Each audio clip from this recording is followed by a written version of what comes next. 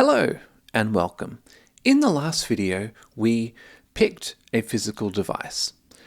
However, a physical device, think of it as just something that sits there. You can query its information, but that's kind of like a read-only relationship.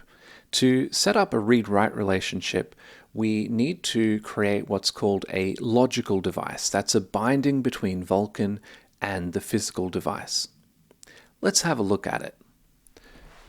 So here we are in the code, and first of all, I've created some class variables. So we're going to store the device which we have created, and then once we create the device, we also want to grab from that the graphics queue so that we can do graphic stuff. So we're going to store that as well.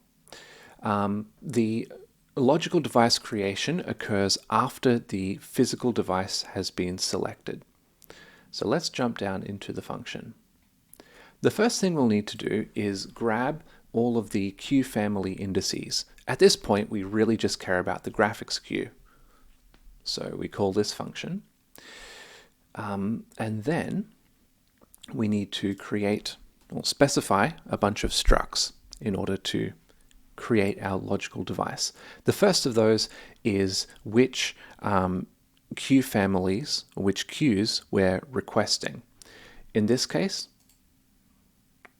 we are just requesting the graphics family,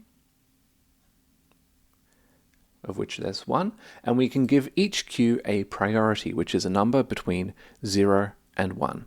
It is required that each queue is given a priority, so we'll just give it a priority of 1. Shouldn't make a difference at all since it's the only queue. Okay, the next step is we might be requesting some specific features from our device. In this case, we're not really requesting any features, so we do have to create this struct, but we can just leave it blank. Then, with that being done, we can jump into the device creation. This is a logical device, however in Vulkan they're just called devices to differentiate between physical and just devices. Okay, so we pass in the queue which we specified above and the device features which we specified above, and then we can grab or set up validation layers if those are requested. Now just a note about this line here, static cast. So enabled layer count is expecting an integer, and we would think that if we called size on this validation layers variable, it would give us an integer, because size would be a number, the number of elements. And it basically is a number. However, by default, that size function returns what's called a size t, or a size type, which is an unsigned number of some kind, but I believe by default it's a 64-bit number, so we need to cast that down to a 32-bit integer, which is what static cast is doing in this case. Okay, so that is all set up.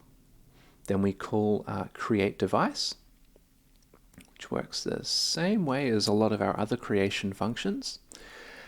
And once that is done and our device has been successfully created, then we call get device queue.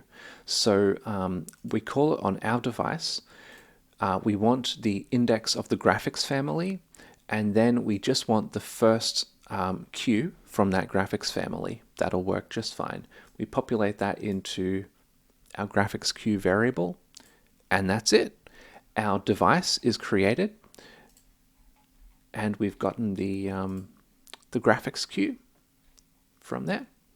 The next thing we need to do, of course, in the end is destroy it. So we can just call that down here. Generally, we will be destroying things in the opposite order to their creation because of some of the dependencies. We can't destroy an instance if there are other things which are depending on the instance. But anyway. So that's just a little short tour. We can run this, and it works, which is good. And you can see on the side the jump up in memory. So this is pretty much creating the instance and selecting the device. And then up here we created the logical device. So I think it was running on 18 megs of memory before, now it's 47. That's fine. Okay, so that was pretty quick, but kind of fun. Stick with us, and yeah, video link is in the description and everything. All right, have fun. Bye.